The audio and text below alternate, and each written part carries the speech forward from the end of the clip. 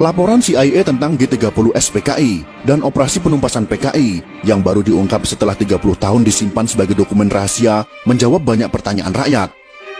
Jika bukan karena Maijen Soeharto yang tersisa dan mengambil alih komando pimpinan TNI Angkatan Darat, sejarah Indonesia pasti berubah. Republik Indonesia sudah pasti akan menjadi negara komunis. Banyak kemungkinan yang akan terjadi, dan semuanya lebih buruk. Presiden kedua Republik Indonesia, siapa yang tidak mengenal beliau? Beliau tidak lain dan tidak bukan adalah Presiden Haji Muhammad Soeharto. Lahir dari keluarga petani di Kemusuk, Yogyakarta pada tanggal 8 Juni tahun 1921 dan meninggal di Jakarta pada tanggal 27 Januari tahun 2008 pada usia 86 tahun. Jasanya kepada bangsa dan negara juga tidak bisa disepelekan. Akan tetapi bagi kaum komunis hal ini sangat bertolak belakang. Kaum komunis sangat membenci Presiden Soeharto karena beliaulah yang menghancurkan komunis di negara tercinta ini. Akibat dari dendam dan bencinya mereka, sampai sekarang Presiden kedua Republik Indonesia ini difitnah dengan masif, dengan cara memutarbalikkan fakta sejarah yang sudah tertulis di bangku sekolah dengan sistematis. Dari keadaan yang seperti itu, maka kami sebagai salah satu generasi yang mendapatkan pendidikan Pancasila saat sekolah di masa beliau masih menjadi presiden, merasa ada tanggung jawab untuk memberikan jawaban atas tuduhan miring terhadap beliau, untuk mengimbangi informasi-informasi yang menyudutkan beliau, terutama bagi generasi muda yang tidak tahu menahu tentang sejarah masa lalu bangsa ini. Dan akhirnya belajar sejarah dari sumber yang salah, yaitu bersumber dari orang-orang simpatisan atau pendukung komunisme yang sangat gencar ingin mengubah sejarah masa lalu mereka. Beberapa pemimpin dunia yang memuji Presiden Soeharto dalam pernyataannya. Berikut ini adalah pernyataan tersebut. Dr. Mahathir Mohamad, mantan Perdana Menteri Malaysia, mengatakan, krisis ekonomi tahun 1998 memang dirancang untuk menjatuhkan Pak Harto. Jika Pak Harto tidak jatuh, Indonesia akan jadi negara maju. Lee Kuan Yew, mantan Perdana Menteri Singapura, juga mengatakan, Pak Harto pemimpin luar biasa. Beliau harus mendapat tempat terhormat dalam sejarah Indonesia. Sedangkan Sultan Bolkiah dari Kerajaan Brunei mengatakan, dipimpin Pak Harto, Indonesia bersatu, pemerintahan stabil, ekonomi maju pesat, sangat disayangkan beliau dijatuhkan. Sebenarnya Pak Harto berkali-kali mengutarakan niat untuk mundur, namun beliau melihat ancaman luar biasa besar membahayakan bangsa dan negara kesatuan Republik Indonesia. Fitnah KKN terhadap Pak Harto dan keluarga yang kemudian dituangkan dalam TAP MPR untuk memeriksa harta kekayaannya ternyata tidak terbukti. Majalah Time memfitnah Pak Harto dan keluarga dengan tuduhan punya simpanan 30 miliar dolar Amerika Serikat. Ternyata tidak terbukti sama sekali. Berbagai tim khusus dibentuk pemerintah untuk menyelidiki harta Pak Harto. Satu pun tak menemukan rekening yang mencurigakan di perbankan asing. Silahkan cari kemana saja. Jika terbukti saya ada simpanan 1 sen saja, saya siap dihukum mati, kata Pak Harto. Semua tuduhan itu adalah fitnah. Belakangan terbukti Pak Harto dijatuhkan oleh konspirasi global, yaitu Partai Demokrat Amerika Serikat, Partai Komunis Cina, dan sekutunya, yang berkolusi dengan kelompok anti-Soeharto. Penyebab utama Pak Harto dijatuhkan adalah karena kemesraan dan keberpihakan Pak Harto yang sangat besar kepada umat Islam sejak tahun 1986. Ternyata ada pihak-pihak tertentu yang marah. Republik Indonesia merdeka pada tahun 1945. Namun kemerdekaan umat Islam Indonesia sejatinya baru terjadi pada tahun 1986 sampai 1987 setelah Pak Harto berpaling ke Islam.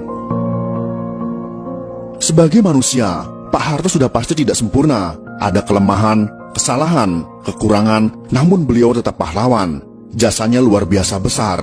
Terbukti pada beberapa hari setelah Partai Komunis Indonesia melancarkan gerakan 30 September, Partai Komunis Indonesia, membunuh para pimpinan TNI Angkatan Darat, ulama-ulama, dan tokoh-tokoh anti PKI di seluruh Indonesia. Dari dokumen rahasia CIA yang sudah boleh diakses publik ditemukan catatan pejabat CIA tentang pertemuan pertama CIA dengan Pak Harto pada awal Oktober tahun 1965. CIA belum pernah membuka ke publik. Pak Harto juga tidak pernah mengungkap mengenai pertemuannya dengan CIA beberapa hari setelah G30S PKI di Jakarta. Laporan CIA itu menyebutkan bahwa setelah PKI melakukan Gestapo atau Gerakan September 30, TNI Angkatan Darat dipimpin oleh Maijen Soeharto berhasil menggagalkan PKI untuk kendalikan NKRI. Faktor utama kegagalan Gestapo PKI menurut CIA adalah timing yang tidak tepat. Gestapo dilakukan 5 hari sebelum hari ulang tahun TNI pada tanggal 5 Oktober tahun 1965 adalah kesalahan fatal. Gestapo PKI dilancarkan pada saat seluruh pasukan TNI dan pimpinan TNI sedang berkumpul di Jakarta, mobilisasi pasukan dalam rangka hari ulang tahun TNI.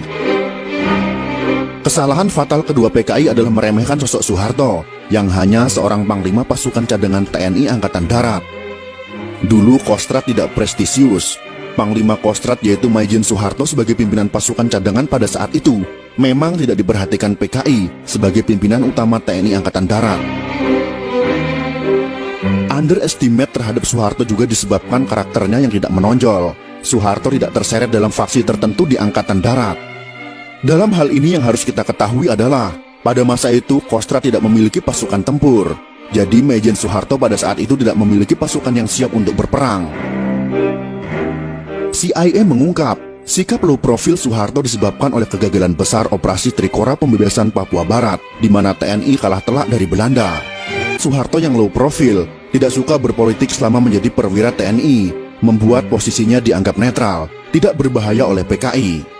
Di internal TNI pada saat itu, ada TNI faksi pro Soekarno, seperti Jenderal Ahmad Yani, ada faksi pro Abdul Haris Nasution, yang anti PKI, dan faksi TNI yang pro dengan PKI. Dari film G30S PKI yang dibuat berdasarkan fakta sejarah itu, rakyat tahu bahwa sempat timbul pro kontra di Politbiro PKI mengenai Jenderal Ahmad Yani. Keputusan PKI untuk menculik dan membunuh Jenderal Ahmad Yani yang Soekarnois didebat anggota Politbiro PKI. Akhirnya bulat disepakati Jenderal Ahmad Yani masuk daftar korban. Dokumen CIA menyebut bahwa keputusan PKI untuk menghabisi Jenderal Ahmad Yani karena dikhawatirkan Yani akan jadi masalah jika Soekarno meninggal dunia. Sedangkan Maijen Soeharto adalah staf dari Jenderal Ahmad Yani. Pak Harto tidak termasuk pimpinan TNI Angkatan Darat yang diperhitungkan oleh PKI.